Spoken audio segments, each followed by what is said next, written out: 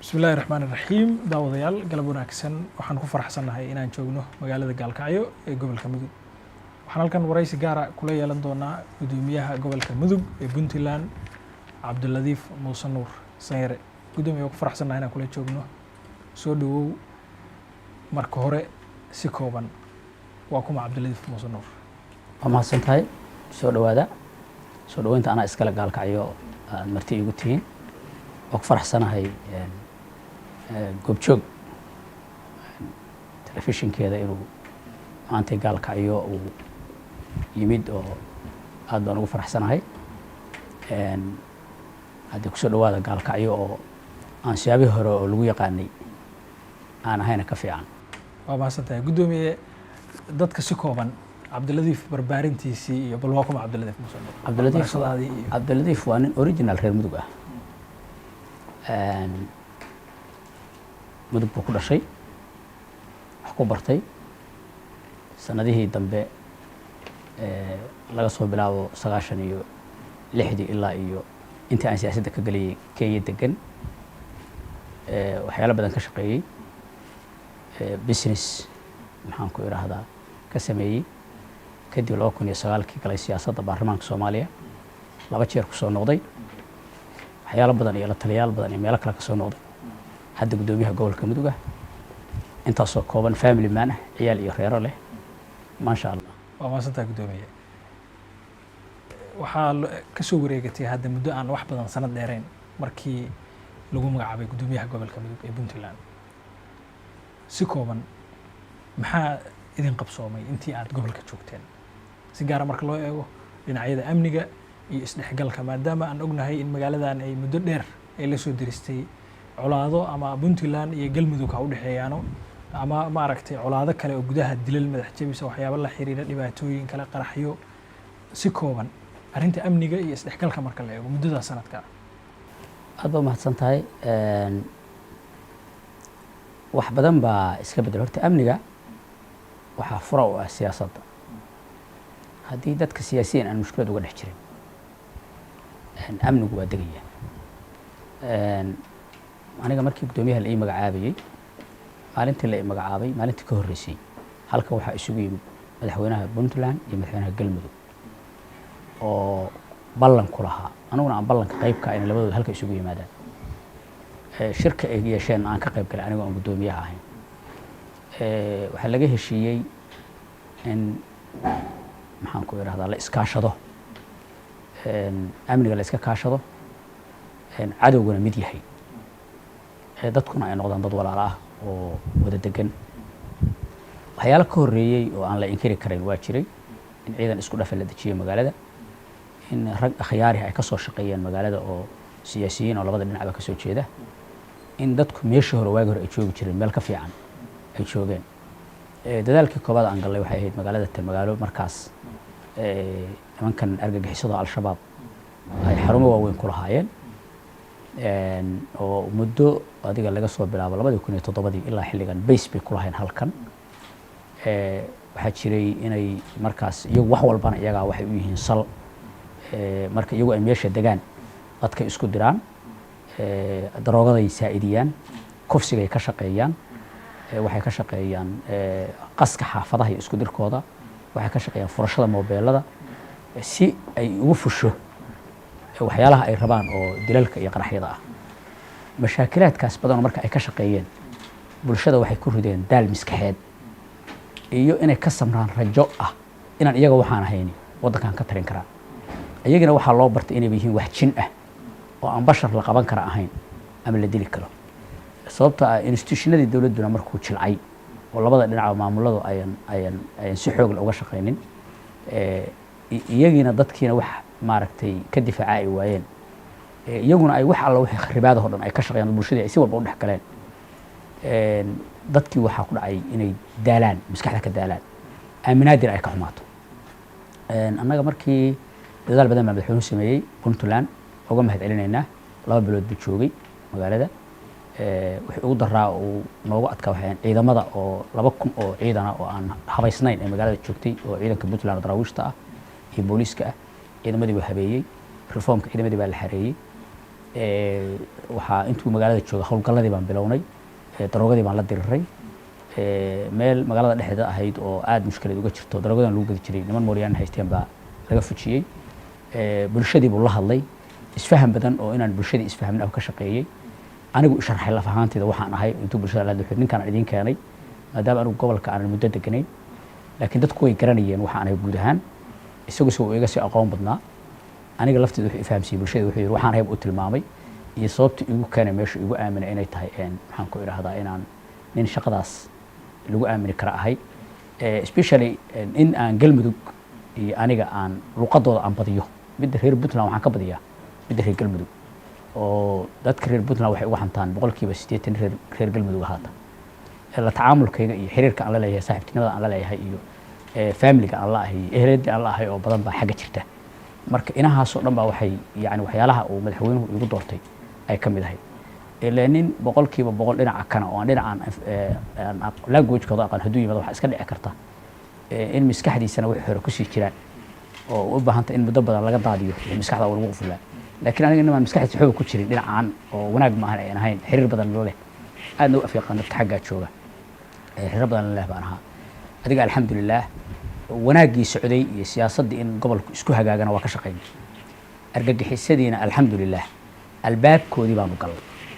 qolkii ku jiray albaabkiisii baanu galnay waana ka soo gur waad ogtahay in badan baa xiran magaaladan ku xiran baarista ku socotaa qaar baarista u dhamaatay qaar maxkamadihii maray qaar qisaastii lagu fuliyay welina waa wadnaa ma daynayno weliba waxaan rajaynaynaa inaanu gobolkan kaga adkaano oo aan ka sifayno magaaladan magaala madaxda gobolka Mudug oo labada dawlad degan yihiin labadeeda dhinac intaanu ka sifayno dadku inay la kala garan waayo marka la dhex marayo galmudug baa tahay mise Puntland baa tahay kadibna deegaamada galmudug ay ka haystaan oo degmooyinka qiimaha badnaa oo gobolka Mudug iyo Nugaal ugu qiimaha waxaan leeyahay galguduud ugu qiimaha badnaa oo degmooyinka taariikhiga ah oo Soomaaliyada oo muddada badan ay dayaca ku haystaan runtiina aan ka xumahay inay muddo intaa la argagixiso dal Soomaaliyeed qiimo badan ay haystaan isaga ragaadaan iyagana aan ka wada xoreyno waa siyaasad naga dhaxayso aan ku heshiinay marka dabcan hadda amniga magaalada waa dhex martay waxa uu yahay magaalada waa aad bay maaragtay sidii hore uga fiican tahay shacabka labada dhinacna runtii uga mahadcelinayna waa nala shaqeeyeen khaasatan dhalinyarada iyo dumarka aad baan abaal gaar ah ugu haya ciidamaduna 24 saac waa shaqeynayaan ciidamo fiican baa noo jooga taliyaasha ciidamadu waa niman hal door ah aad u fiican runtii anaad aad ugu kalsoonahay qiimo badan oo dadka Soomaaliyeed u qiimo badnaaya dhinaca kale labada gudoomiye degmo laba nin oo runtii labaduba iyana isfahmay annaga nala shaqeeyo aad wanaagsan weeye oo dadaal badan ugu jira in argagixisada nasfaysto dadkuna isfahmaan sidoo kale gudoomiyaha aniga dhigayga ani saaxiibkay aan wada shaqeyno weeye haddii isfahamka dadka meeshooda degan uu fiicnaado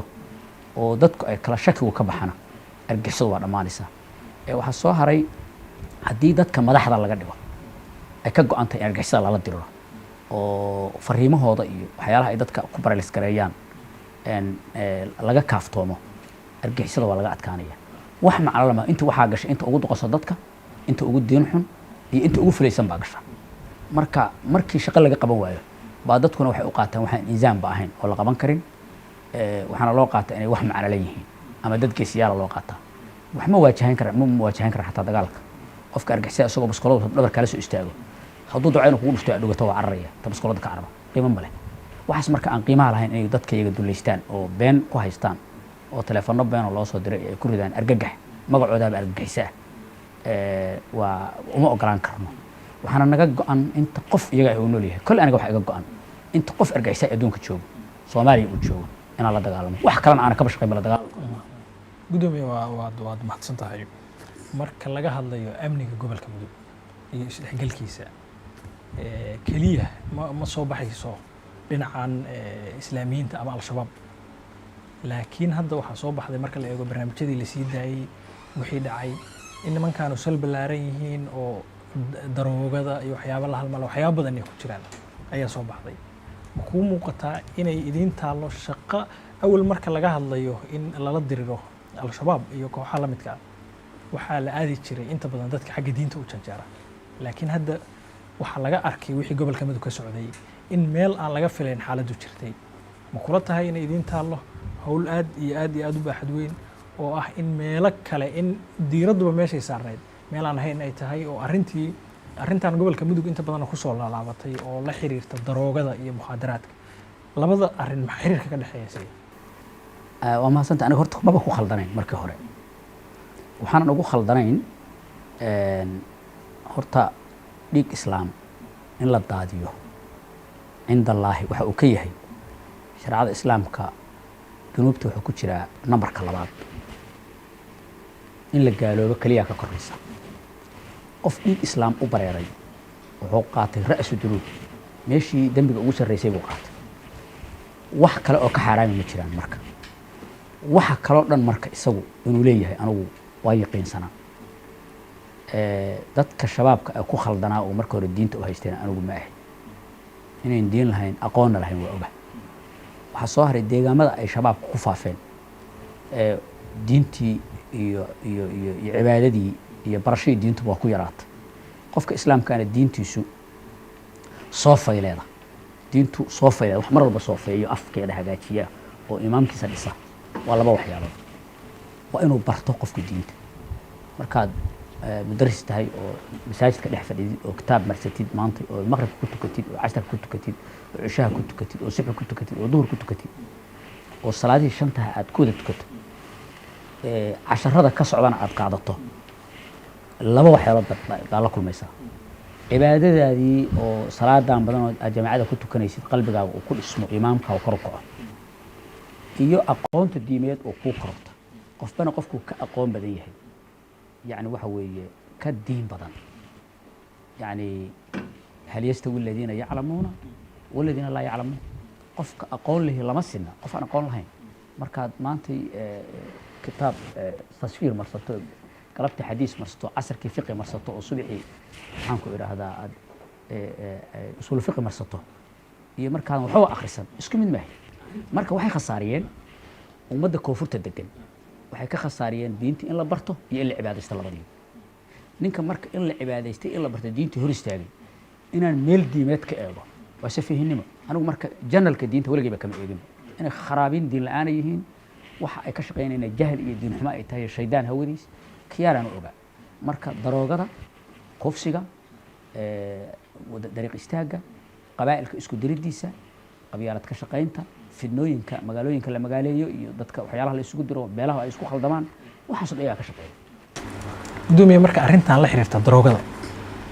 oo gobolka mudug marar badanna isku dhacyo ciidamada iyo dhinacyadan daroogada ka ganacsada ay dhex maraan, ayada maxaad ka suubiseen, maxaa ka qabateen? kowbad martaan aan argixisada dagaalkeeda bilaabay almost 4 bilood 5 bilood waxaan ku jiray inaan daroogada la dagaalanay. magaalada waxaan ka dhamaynay rugihii daroogada. waxaanu heshiis la galnay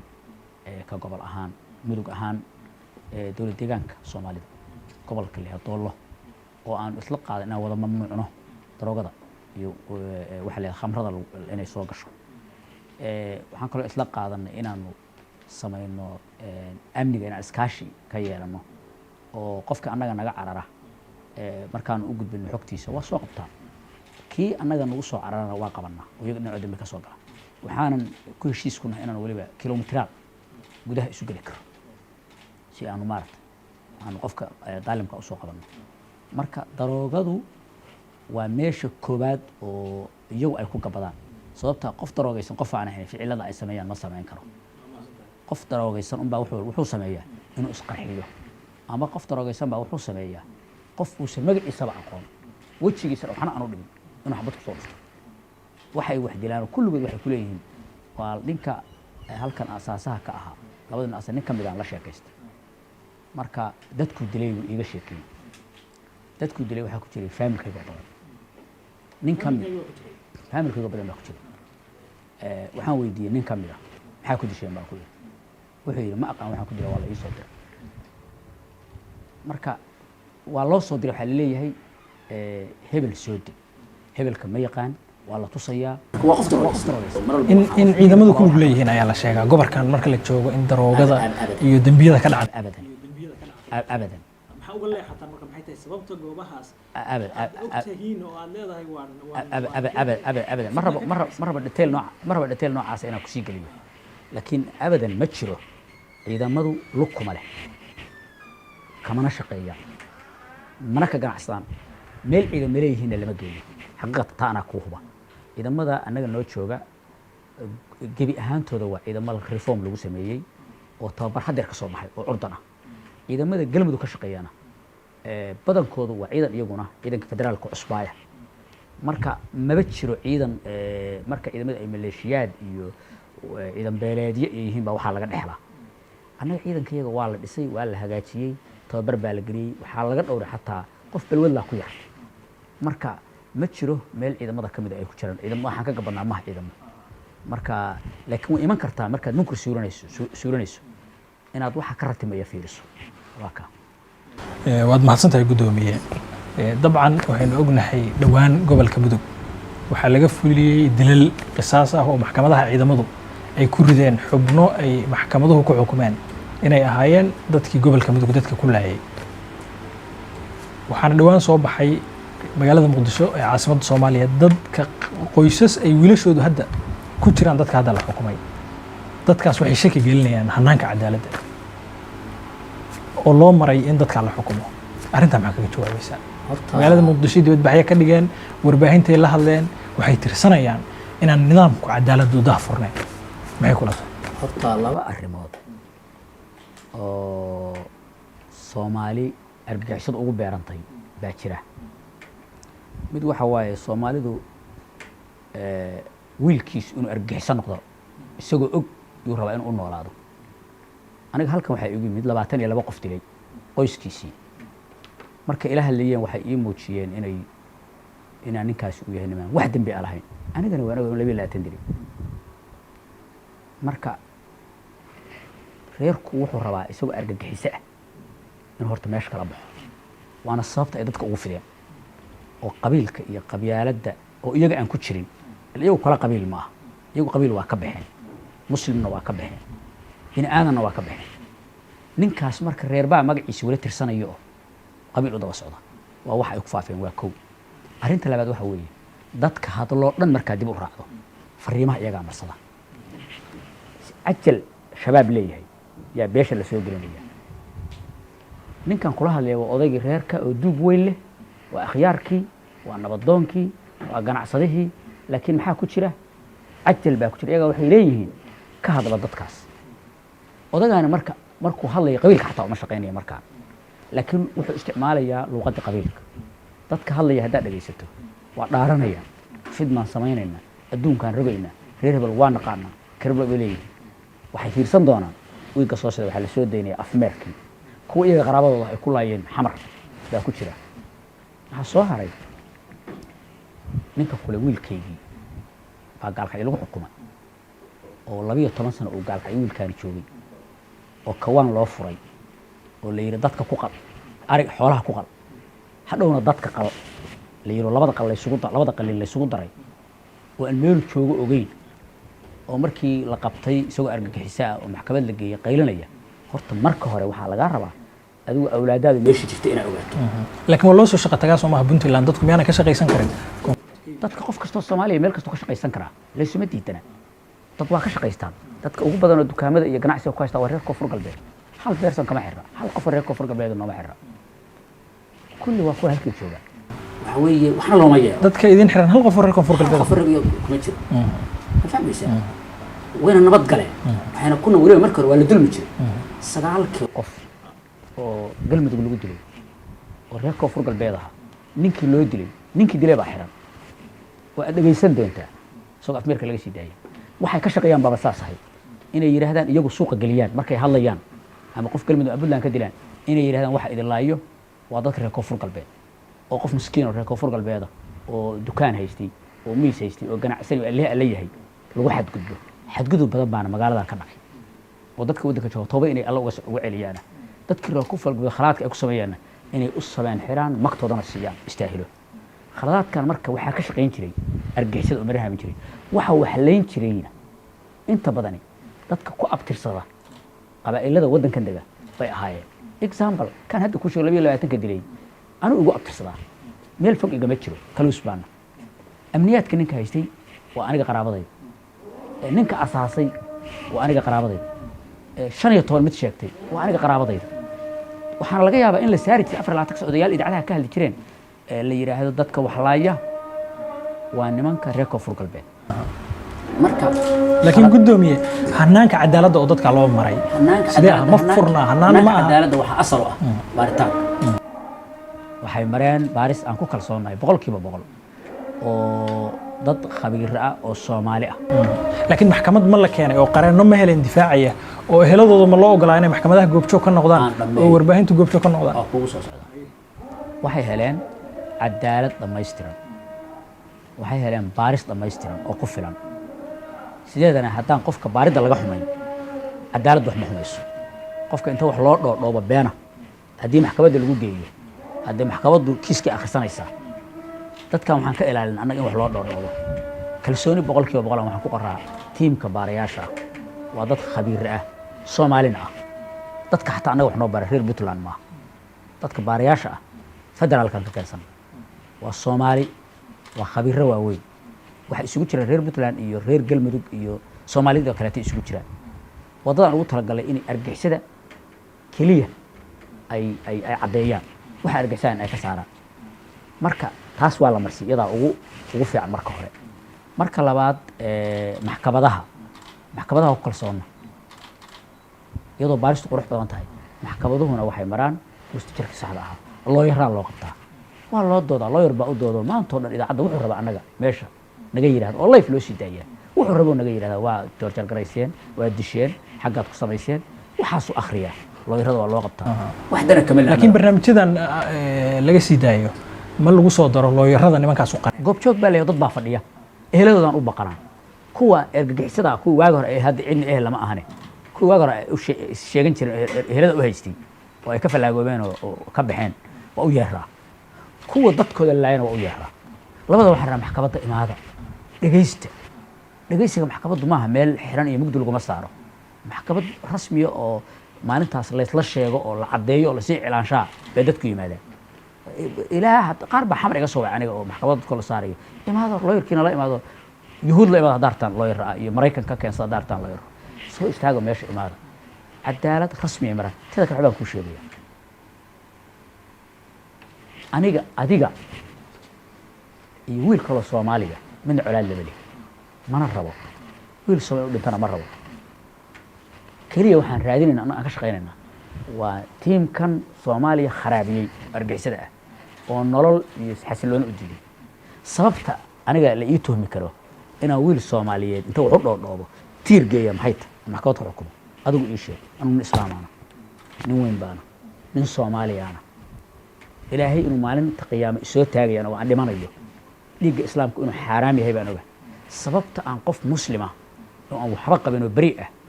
aan intaan maxkamad iyo beenbeen u waxeeyo aan dil ku xukumi karaa maxay tahay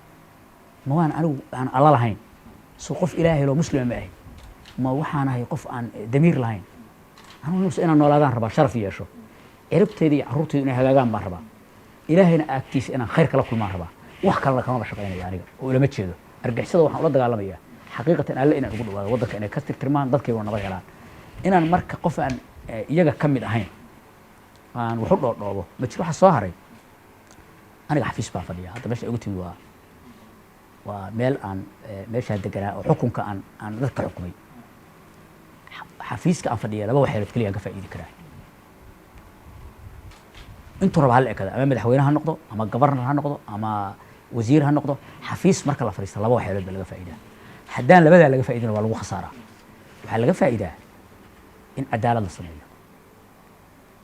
cadaaladdu waxaa aniga iga rabaa dadka gobolka mudug degan midabkooda iyo qabiilkooda iyo lahjadooda midna ma rabo waxdana kama lihi waxaan dan kale inay shacab Soomaaliyeed yihiin aniguna aan gudoomiyahooda inaan cadaalad u sameeyo cadaalad haddaan sameeyo ilaahay agtiisa waxaan gelayaa sabcatu yudilluhum allahu fii dillihi yawma laa dilla illaa dilluh toddobada carshiga alle hortiisa harsata xukunna intaas laga faa'iidaa tan labada laga faa'iidaa waxay tahay waa waxa loo yaqaan legacy qofku inuu wax wanaagsan ka tago oo macnaheedu yahay inaad duca hesho lagu duceeyo wax khayr ka shaqeeyo lagu yiraahdo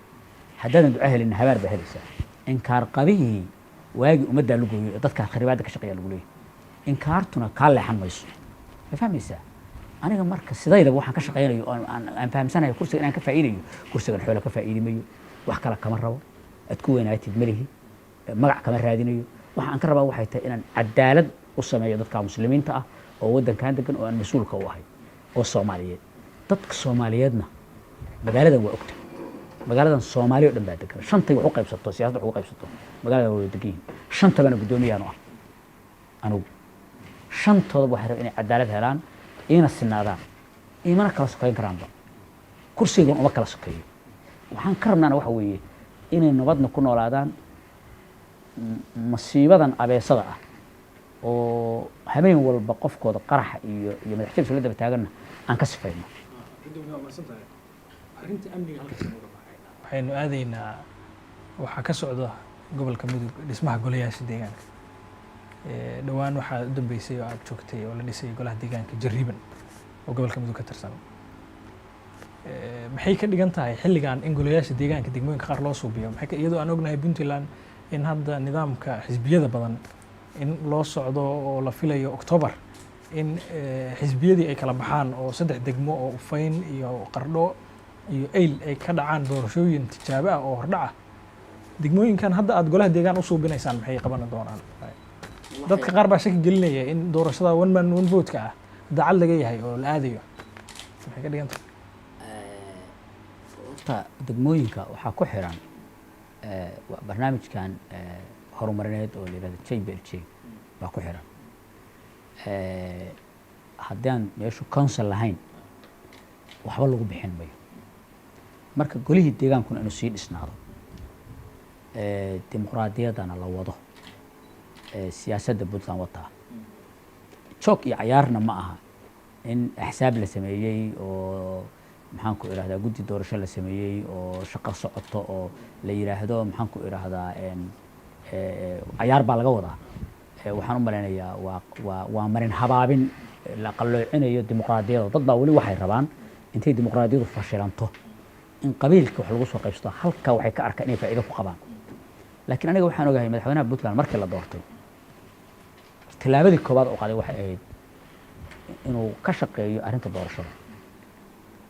ka fahmaysaa golaha wasiirada intuusan magacaabin wuxuu la kulmay tiimka deeq-bixiyaasha oo doorashooyinka dimuqraadiyadda ka shaqeeya buu la kulmay asagoo kala hadlayay Puntland dimuqraadiyadda inuu rabo 2 sano oo horeysa in doorashadu ka dhacdo wayna ka bilaabatay hadda waad aragtay 3 degmo hadda tijaabadii laga sameynaya waxay marka waxaan aaminsanahay aniga inay dawladda Puntland si Cabdullaahi Dib hogaansho ay ka go'an tahay inayan dib ugu laaban hannaankii beelaha waana laga liibaan haddii hannaanka beelaha lagu Soomaaliya oo dhanna haddaan Puntland hannaanka beelaha ka gudbin laga gudbin karo Puntland waxay ku jirtaa meelaha labadii jeero hadda la soo dhaafay 16kii iyo 12kii labada waxay dariiqa la taagnaayeen 4.5 doonayeen haddana su'aal ba agtaalo waxaa la lahaa 4.5 doonayeen waa adiga leh 20 sanadood baad jirtaaye nabadna waa haysataaye sidee baad u rabtaa 4.5 in laga baxo adigu ka bixi fahmaysaa su'aashaas marka Puntland waxay ku jibin kartaa marka iyadu samayso ay ka gudubto nidaamka habeeleedka marka ka gudubto ayay Soomaali waxay oran kartaa aan ka baxan adigu fursad haysto waddan nabad haysto oo nool marka ka bixi weydo Soomaaliya inteedii kale oo kharbaanin dhinac ka haysto al-shabaab ka dhex jirto oo wali aan stable ahayn inaad tiraahdo ha laga sameeyo forbes ha laga gudbo hadee dadku adiga lafta su'aal ku weydiin marka su'aashaas anaga inaan iska fujinaan rabnaaba anaga waxaan inaan horta sameeyno bahashaas ay aan horseed ugu noqono Soomaaliya oo dhan Jariiban markii aad golaha deegaanka odayaasha markii la waday in golaha la soo xulo maalin aad odayaasha la hadashay ayaa dhageystay marka waxaad ka hadlaysay arrimaha canshuur bixinta waxaad tusaale u soo qaadatay in xogeeye ka ahaa inuu masaajid maalinka istaagay oo yiri maaragtay waxaana maaragtay contribution ha loo suubiyo wax la soo kaay dardaro si aan arrimihii degmada u wadno marka waxaad adeegsatay miyaysa ahayn intaasoo maaragtay deegaan ayaa hoos taga marka laba wiil oo askari intuu qorto muu deegaanka intaa la eg canshuurta ka soo ururiyo oo jeebka ku shubto isaga hala shaxaadee halkaasay ku leeyahay horta ulama jeedin aniga muu corruption sameeyo corruptionka wax aad baa u nab ah dadka waxaa laga qaadaa in la curaaro waa xaaraam oo in dadka loogu adeegaa laakiin ninku intuu dadka tuugsan lahaa hadduu canshuur aruursho wuxuu helayaa isaguna inuu nolol helo oo dee ninka wax ururinaya dowladda wuxuu ku yeelanayaa inay siiso adeeg xafiis buu leeyahay xogayaha dowladda hoose adeeg buu leeyahay xafiis buu leeyahay xafiiskiisa markuu u adeegana dee inuu nolosha barya ma imanayso marka aniga ulama jeedo runtii in uu noqdo nin oo maxaan ku idhaahdaa dadka waxay saxda laakiin haddii waxaaba kaba liitaba kaa midaan waxba ururo inta xogeeyo degma laga dhigay 58 tuulo ah hoos tagto oo ciidan heli kara inuu isagu abuuran waado inuu dadka canshuurta ka qaato canshuurtana wax ugu qabto waa iyadan ka hadlay aniga waxaan ula jeeday in ayaan macno lahayn haddaan meesha canshuur laga qaadin waxyaalaha aan dadka kala hadlay ee degmooyinkana waxaa ka mid ah haddaan canshuur la qaadin dadku dad noqon mayaan dowladna yeelan mayaan qiimana yeelan mayaan qoladan deeq bixiyaasha aan ku hayn 24 saac oo Soomaalidu indhaha u taagto islaantii wiil ka turunturadaaba ay tiraahdo beesha caalamkaan la hadlaya waxa ay dadka siiyaan waa canshuurtii dadkooda ka soo qaadeen canshuur dadka marka inaan nin canshuur laga soo qaaday sugto waxaa ka fiican sekada waxaa la yidhahdaa dad khaasaa loo baneeyey waxaan lagu shilmaama inay tahay dhididka dadka oo la dhaqoo kale yacni nin baa midday wuxuu iska dhaqayaa dunuubtiisii buu dhaqayaa sekada waa dunuubtii uu iska dhaqo marka waad ogtoo dadka ashraafta ah oo aalubeytkii nebi maxamed ah waa laga xaaraantiniyey inay maxaan ku idhaahdaa inay sekada qaataan nabiguna wuxuu ku tilmaamay awsaaqu naas qofku marka inuu dad baryo oo beesha caalamka yidhaahdo waxaa uga fiican asagu dadkiisi intuu baraarujiyo inuu canshuurta ka qaato activity-geeda qof ahaaneedna yeesho dadkana ay u arkaan waxa uu ka qaado inuu iyaga wax ugu qabayo hadday dadku ku arkaan inaad tuug tahay waxba kuma siinayaan dadku waa inaad dareemaan adiguna inaad tahay nin initiative loo wax inuu la soo saaro rabo dabadeedna ay ku arkaan waxa aad ka qaado inaad siinayso iyagu dib u celinayso gabagabadii baan kusii shaqeynaa gudoomiyaasha gobolada iyo degmooyinka inta badan waxaa loola aadaa oo Puntland khilaafaadka dhulka la xiriira ishaysadka deegaamo cusub oo la deegaameeyey dadkuna aad bay idinkaga cawdaan marka aad warbaahinta hor joogtaan oo shirarka ka hadlaysaan aad ba ugu qurux badan tahay xaggee dowladnimada waa loo sameeyahay kada ma idinka dhabbaa idinka inaan dadka marna lagu tacadin oo wax kasta si nidaam ah u socdaan oo cadaaladda loo sameeyahay ninka ka dhab noqon weydo isaga gaar u taala laakiin aniga waa iga dhab qof wal wuxuu istaahilaa inuu helo hadduu qof muxsina oo isagu wixiisa leh oo bini aadan fiican ah oo qof muslima ah oo aan maaragtay in la ilaaliyo mudan in la ilaasho hadduu daalim yahana in la qabto aniga dadku isuguma kay jiraan wax danoo gaar anigu aan ka leeyahay magaalada anigu aan joogo gudoomiyaha ka ahay 10 dhul ku meli iska daa guriga ma dhici kartaa in lagugu laaluusho mid marka inta boos fiican ku siiyo inaad wax uga leexiso suurtagal subxaan allah ma dhici kartay wax ii jirta inta cirka ii jira xataa laygu haweysto qof inta ii yimaado ku laaluushaya inta samada ii jirto ii jira mana lihi mana ka rabo 10 kuma lihi mana rabo qof inuu qof dhulkiis dulmi ku qaato kulli aniga haddii soo gaartana dowladda hoose inta badan dhulka maamulkiisa iska leh maxkamadaha u furan guddi dowladda hoose oo dhulka bannaan ka shaqeeyaa jira oo waliba rag akhyaar aan ku kalsoonahay maxkamadahana waa ku kalsoonay niman akhyaaraha jooga maxkamadda madaniga ah oo maxkamadda rajada koowaad degmada iyo maxkamadda racfaanka gobolka niman akhyaar oo aqoonteedna laha jooga aad baan ugu kalsoonnaa laakiin wixii ka badnaada waliba waana soo gaara waxyaala ka badnaada wixii ka taf dheeraada annagu fulin baan leenahay waxaan leenahay meesha ay iyaga ku adkaata inaan ciidanka u dirno u adeejino meeshay kala xukumaan oo isku adkaata inaan fulin ugu samayno tuugii meel istaaga waxaa jira mararka qaarkood qof baa dhul ugu qabsanaya miskiin oo diaspora ah dadka diaspora waliba aad loo jirciso dadkaas aad baa loo dulmaa qof miskiina wuxuu leeyahay waddankaagii maal gasho dhul buu iibsanaya tuug baa ag istaagaya celihiisiiba la kor saaraya dhagaxiisiiba dhagax duldhigaya marka uu tago qor la kor tegaya marka qofku waa soo cararaya wuxuu leeyahay meeshii waa laygu haystaa kuwaas kale waa ka cayrinaa waa u yeeraa waxaan dhahay haddaad ima weydo haddaad haysto maxkamadda tag haddaad dhulku haysato isla aada sharciga hadduu dudana waa ka qabanaa odayaasha dhaqanku soo ma jirto inay iyaguna ay arrimahan dhulalka iyo ay dadka dhulka ku qabsada maya kama inay marmarka qaar ay gadaal u fadhiyaan maya odayaasha dhaqanka gobolkan ka jira odayaal akhyaara waaye aad u fiican waa weliba akhyaara nabadoonnada xataa weliba dhul weyn iska da odayaasha dhaqanka waa weyne waxaas kama shaqeeyaan dad aad uga hufan waaye waa aniga ma arag wax oo weli qadiyad ku soo gaartay oday dhabarka lamaana gelin weli ma arag haddii oday reer hor socda aan arkana aniga hal su-aal baan dadka weydiiyaa waxaan ku ihahdaa markay dadku u yimaadaan kulligiin ma dhulkaa idinka dhexeeya maya ninkaana le dee intiina kale iska taga ninkaani aniga isaga kale taga ninkaan isagu ma leh maxaa kaa gala adiga dhulkiisa ood beel ugula ordaysaa ninkaan isagaa waxaa la rabaa inuu sharciga muwaajibo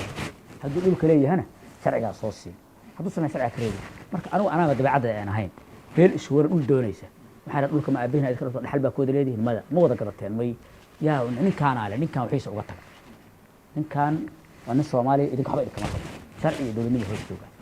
aniga marka inta badanba beeluhu waxay isu guushaarsadaan oo beenta ah dhaba isoo aayaan hadday ii yimaadaan waa igu soo khaldameenoo maalintaa unbaa u dambaysa mar dambe igu soo khaldamaan waa mahadsan tahay waxaa ka dhacay magaaladan sheeko ku suntan taariikhda soomaalida mustaqbalka dhacdo foolxumo ah oo madow caashe ilyaas gabar la yidhaahdo sheeko soomaalidu aad uga dharagsan tahay ayaa magaaladan inta lagu kufsaday weliba lagu dilay maanta adigaa gobolkii mudug guddoomiye ka ah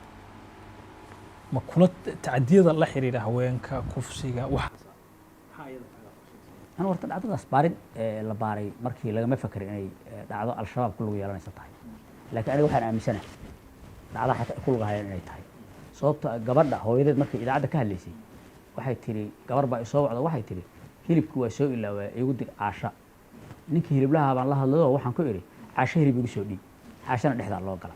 laakiin kiiska caasha alxamdulillah sidii ugu qurux badnay buu ku dhacay cadaalad bay caasha heshay magaalada waa barnaamij hadda caasho cadaalad hesheen kiisas noocaasina kama dhicin anigu magaalada intaan joogay wuu yaraaday hadduu jiray kufsigii mobil furashadii jarimooyinkii tooreydii beelihii iscayrsanayey waxba dee nimanbaa odayaal ka ahaa waxaasoo dhan galaab ka dhacay markiis waddan ka dhici jiray oo 10 sano maarada loo wala xallin waayey niman baa odayaal ka ah al-shabaab la yiraahdo ayagiina wax way gurigay ku xiraan baan ugu gallado waa ka soo xaaqan marka magaaladii waa nadiif si fiican ugu raaxaysta dadkiina dhalinyarada ah idinka hadda raaxadu idin banaan tahay habeenkii 5 saac iyo 6 saac socda nolol fiican ku noolaado oo magaalada waxaa ka dhiman waliba dadka ganacsatada ah inay meelo loo habeenkii loo entertainment fiican lagu soo sameeyo makhaayado fiican ay ka sameeyaan la tagtaga iyo ay habeenkii meelo fariista ka sameeyaan baa la rabaa oo dadku ay vacation fiican helaan marka kiisaskii noocaas ahaa nimankaas odayaasha ah oo al-shabaab la yiraahdo baa aaba ka ahaa ayaga haday dumeen kiisaskuna waa dumeen sideedaba hal ogow dambiyadu waa isku mid dambigu waa dambi hadduu qof dile iyo hadduu qof dharbaaxo labada waa dambi labadaba dariiqan u taagan ciddii isku dayda inay inta wax luqluqa samayso oo khalad dad ku dhex samayso ay dhex noolaatana ma jirayso waxa waliba dhalinyarada waxaan rabnaa dhalinyarada yararka oo hadda ayaantan orodka iyo bilaabay timo waxaysiga wiilkii lagu soo qabto mobile iyo khashkhashaad lagu soo qabto xarun reerkooda xataa biyo ugu geyn doonin baan ku xiraynaa muddo waa iswaayaan isaga reerkiisu waxaan rabnaa dadku inay noqdaan dad muslima shaqaysta cibaadaysta isnabadgeliya intaasaan ka rabnaa wax danoo gaaro aan ka leenahna ma jiro waa mahadsantahay guddoomiye gabagabadii baan joognaa arrimaha amniga iyo waa ku dheeraanay gaalkacyo hadda waa gaalkacyo gobolkii mudugna adaa guddoomiye ka ah xagga horumarka iyo wadooyinka iyo nolosha caadiga ah ee dadka ayada maxaa kaaga qorshaa xagga caadiga ah ee horumarka iyo nolosha waxyaabaha la xiriira sida wadooyinka iyada maxaad is leedahay waad ka qaban horumarkii dee horta wuu socdaa airportka la socotayna maalin uu dhagax xidhnay 1800 mitir baa la rabaa in la dhiso oo dayactir lagu sameeyo oo ay ku soo degaan 2 bilood kadib diyaaradaha waaweyn oo qofka gobolka mudug u dhashay diyaaradda uu Mareykan ka soo raaco tigidhka uu soo goosto uu gaalkacyo ku soo jarto oo meel kale ka digay baa soo socota horumarka kale waa socdaan oo wadadii laamiga ahayd 445 kilomitir waa waxay ka bilaabanaysaa haas petroleum ilaa ay waxay tagaysaa kala bayr meel ku dhow waxaan noo soo socday barnaamij in isbitaal weyn magaalada laga dhiso oo aanu wada hadal kula jiraa ganacsato dibadda ku nool oo gobolka u dhashay inay isbitaal weyn ka sameeyaan oo isbitaal caalami ah 5 star marka horumarku isagaa samaysmaya haddii nabad la helo horumarka aniga marti la iguma aha horumarka dadka ku dhiiranaya oo walba horumarka waxaa ka gaasiriyay dadkii waxaystay baa waxoodi ku aamini waayeen inaan meel nabad ahayn ay geeyaan marka horumarku aniga marti ima aha aniguna intii la doona dhiirigelinaya dadka waxaan ugu baaqayaa wadankii sidii hore ma ahane argagixisadii iyo culayskeeda alla waa ka dejiyey ilaahay baana ku mahadsan oo ka dejiye anigu idinkama dejine imaada oo maal gashada oo ka shaqaysta oo markaad wax gelisaan oo nabaddu badato dadkuna raaxa dareemaan argagixisadu meelay soo gashaba heli mayso aad iyo aad iyo aad baa umahadsan tahay gudoomiyaha gobolka mudug ee puntland cabdiladiif muuse nuur sanyare sharaf bay tahay gudoomiyaha ku horeysta thank you very much aad baa umahadsan daawadayaal intaas ayaan kusoo gabagabeyneynaa waraysiga aan la yeelanaynay gudoomiyaha gobolka mudug ee puntland cabdiladiif muuse nuur sanyare tan iyo kulantin dambe nabadgelyo